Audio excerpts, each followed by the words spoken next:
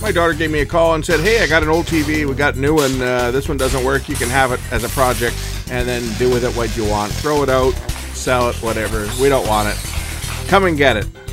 So I went and picked it up, and we're going to look at that one today and see whether I can make this one work, or is this one heading to recycling. It's an Emerson, it's made by Funai, it's about 11 years old. Let's check it out. This one we're going to work on a TV, not this TV obviously. This is my gold 20-year-old plasma that I'm using as a monitor. This time I've got this piece of junk. My daughter gave me this set. I guess she probably got it for nothing and used it until it broke. And then she calls me up and says, hey, you want a TV? I said, sure, I'll take a TV to fix. So we're going to fix this one if we can, and then I'll find it a home. It's an LCD set.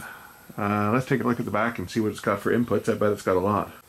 And it has. It has 3 HDMI inputs. 2 of them on the back, 1 on the side. It has a USB input. That's probably just for updating. I don't know. Maybe it'll do photos. I don't have the remote for it though. AV input with an S-video. There's another AV input over here on the side. Component video in. This is an audio in if you're using it with a DVI over HDMI adapter, because it'll support DVI, which has separate audio, so that's the audio input for DVI. Audio output, and this one here is coaxial audio out. There's a wasp hanging around here. He's gonna, if he doesn't get out of here quick, he is going to get the wrath of that, because I don't need any wasps stinging me in here today. Excuse me while I commit murder. Insecticide, as they say. I'm gonna murder this bloody wasp. If he doesn't know what's good for him, he should leave now, because there's going to be sparks in a minute if he doesn't.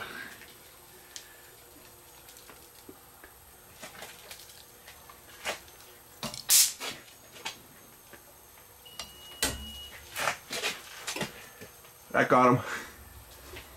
So I'll try pressing the power button. I hear a click. Oh. Well, isn't that interesting? This set might be beyond repair. That looks like we may have a panel problem on this one. So this set here might be something that we are not going to repair. A good chance that we're not going to repair this one. But let's pull it apart and see, because obviously it's got some serious problems. I will plug in a source and we'll take a look at what the picture looks like. Yeah, it doesn't look good, does it? I'll try HDMI 2 and see if that's any different. This is HDMI 1. Maybe it's just one input that's bad. Okay, let's try HDMI 2. It is. Even the on-screen display is bouncing around. So it's something on the video board, or even it could be the panel itself that's at fault. But we'll pull the back off this thing and just see. I'm not holding out any hope on this one at this point. This set here is likely beyond repair. But we'll find out. Let's pull the back and at least see what possibly could be wrong. More than likely it's the main processor. Even the tuner though, does the same. All the inputs look exactly the same. And again, you can see it over here in the on-screen display. So they got it for free because, well, it has the bracket mounted on it that someone would have had mounted on the wall at the time. And when they got the set given away, or got it for free, whoever gave it away didn't even bother to take the bracket off.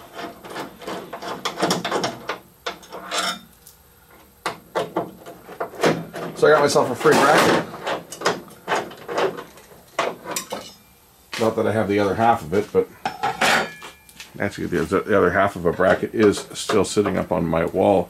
I bought a bracket, the TV that my monitor that I normally use when I'm not using the plasma here, it's I bought a bracket at a place that used to be around called Excess Cargo, and I think I paid $15 for this bracket, and I go to mount the TV that I had. And anyway, it wasn't wide enough, or it wouldn't line up with the back to it. It wasn't two braces, like it actually had a square piece that went on the back, and the mounting holes on my TV were too wide.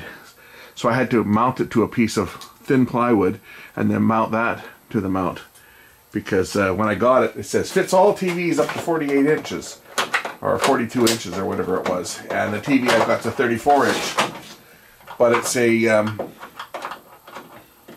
BenQ, and BenQ didn't use the standard mounts that everybody else used. It wouldn't fit. I'm sure somebody's going to make a comment about my BenQ TV that I use in the shop as a monitor.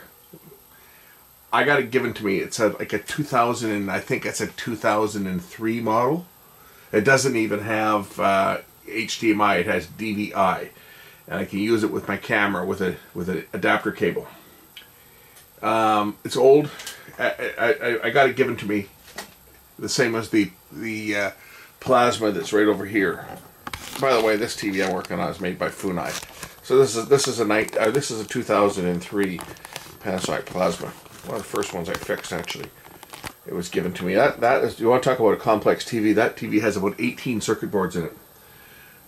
Most complex set I think I've ever worked on is that Panasonic. And it's not even HD, but it works flawless now. It had a little shorted coil in one of the power supplies for the analog tuner. And it doesn't have a digital tuner, and it's just got analog. This one will have a digital tuner. This is 2012, so this would be relatively late in the LCD production, because by 2012, most companies had gone to LED backlit. This one here is conventional. It's got mercury lamps in it. Made by Funai. From the looks of things, the fault looks to be quite serious from the symptom, so likely it won't be repaired. But I'm gonna pull it apart and see whether it is something that it could be resolvable. I just don't know whether there's more screws I gotta take out of this thing, or is it gonna fall off the base when I pull it apart? But I don't know. I think I got all the screws, but it just appears to be that there might be one or two more holding the back on that I have to find. No, just the base has to come off it because it goes through the back. So now I can pull the back off it. Hopefully I can put the base back on it to hold it up while it's stand it up while it's on the bench. Okay, what's holding it here? Is there another screw inside here? Oh, there's one more over here. There's always that last elusive screw, right? You go to pop something apart and it's like, why is the back not coming off? There's always that one last screw. Alright, okay. So here's the back of the set. I think I can put the base back on it so I can stand it up. This is back when they built TVs with proper bases, unlike the flimsy crap that we've got today. Here's our LVDS cable. So this is a video board here. Timing controllers up here. It might even be an internal timing controller to the panel. Good chance it's the panel that's shot. I don't see any bulging capacitors, and I wouldn't expect them to cause the problem. I would think it's something on the video board or the panel itself. More than likely something on the video board. I'll power it up and we'll bang around on here and see whether anything changes. See whether I get any change to the picture when I pound around on the set. Just tapping around the board and I saw nothing. I guess the first thing to check on this is I'll check the seating of these connectors.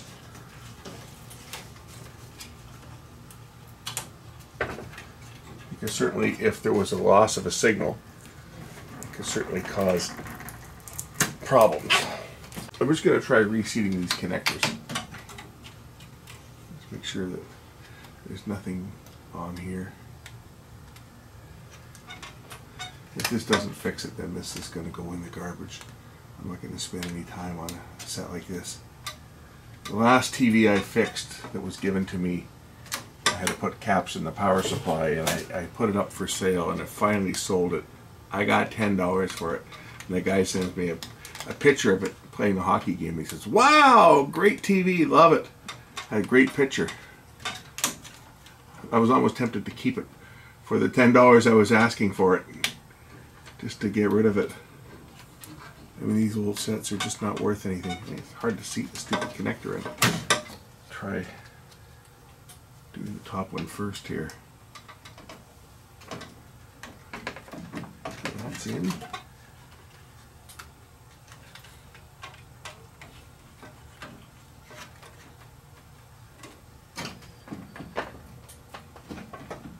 That's in.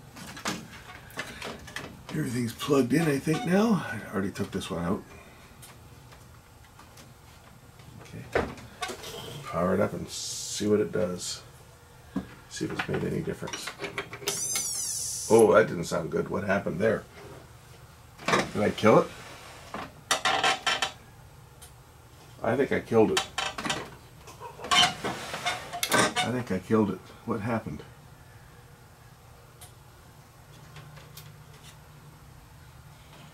Did I kill something on the board, or did I kill something on the power supply? Oh, now it's not squeaking. I think I killed this board. That's interesting.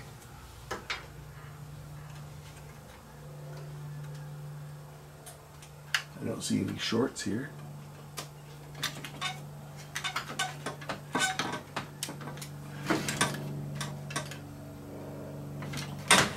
I suspect it's the board. That's the problem anyway, but it might really be the problem now.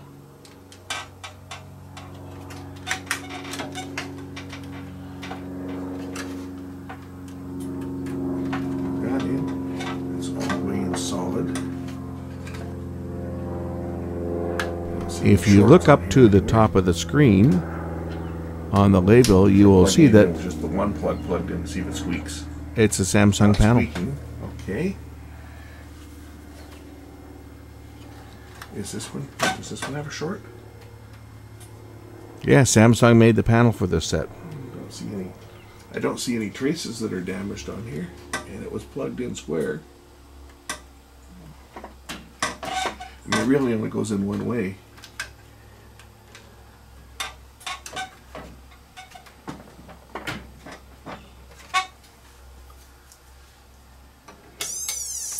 Oh, well, that doesn't sound good.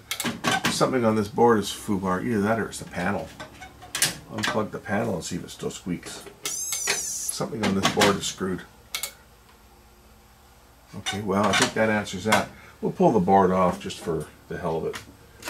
And just take a look at this board. I'm sure this is where the fault is anyway on this set, is the video board.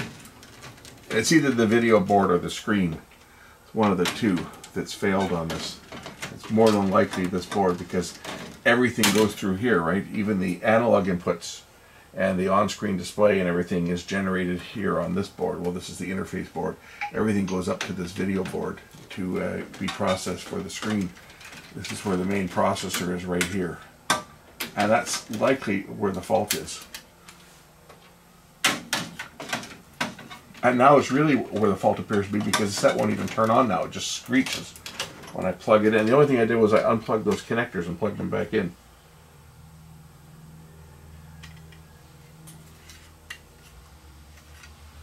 But very likely what's happened is the heatsink compound on the back here that keeps this chip cool has dried out, and the chip's overheated. That's more than likely what has happened over the years on this.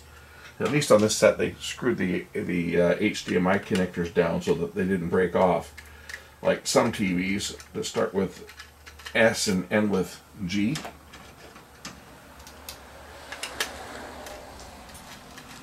Like a certain one I fixed for my next door neighbor a month or so ago.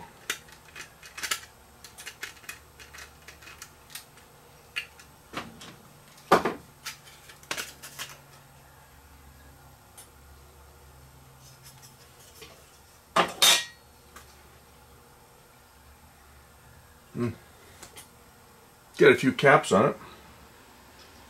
The heatsink compound is not dried out though, that I would have expected. But something on this board is bad, because it's now keeping the set completely shut off. So I just did a few tests on here. What I did find, and I don't know that this is the fault, but there's a ceramic cap on here that appears to be dead shorted. And it's right, I mean, it might be something behind it that's shorted, but there's a little ceramic cap. Was it this one? This one here. It appears to have a dead short.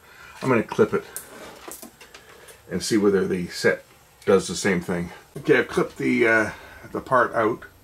Can you see it? Will it focus? Let's just measure that and just see. I'm just going to measure the lands on here and see whether the short is still there. Oops. It does not appear to be a short there now. Interesting. I wonder if that cap just shorted. Weird things have happened. I've had ceramic caps short before. Little bypass caps. I'm just going to plug this in and we'll see whether it whether anything changes, whether it still squeals when I power it up. I'm going to power it up without the screen plugged in. If it squeals again, then something's shot on this board. And it did for a second there, but I think this board's shot. I hear relays clicking. That doesn't mean anything though. I think this set is beyond repair. I said it before I pulled it apart. I'll say it again. I think this set's beyond repair.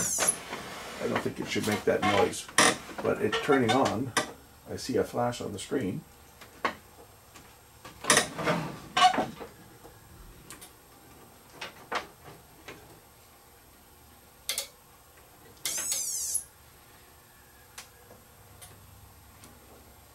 Oh, it's bad still. It still looks the same as it did before.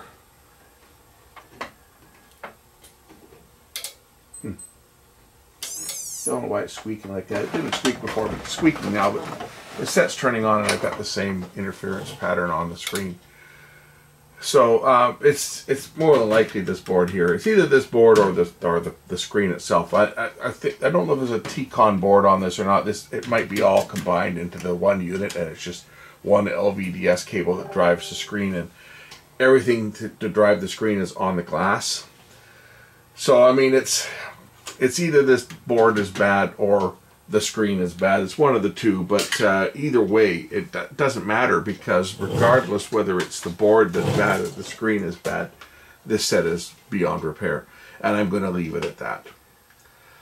We look at these sets, and if it's something that's common and something that's simple, like if you've got some bad caps in the power supply, like the LG that I fixed back in January that I just sold for $10, probably should have kept it because it was a nice 37-inch set, but I've got a 37-inch Sony Bravia, and I've got a 42-inch Sony Bravia, or 46-inch Sony Bravia sitting in the house that look fantastic.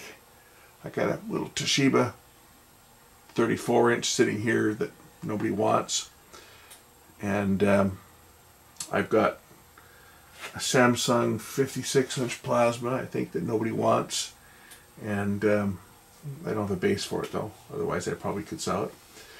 And what else do I have here that nobody wants? I've got 2 or 3 Panasonic plasmas. I'm hanging on to them. LG plasma, 2 LG plasmas, Samsung plasma. Again, nobody wants any of these things. You got to give them away. If they're free, people will take them.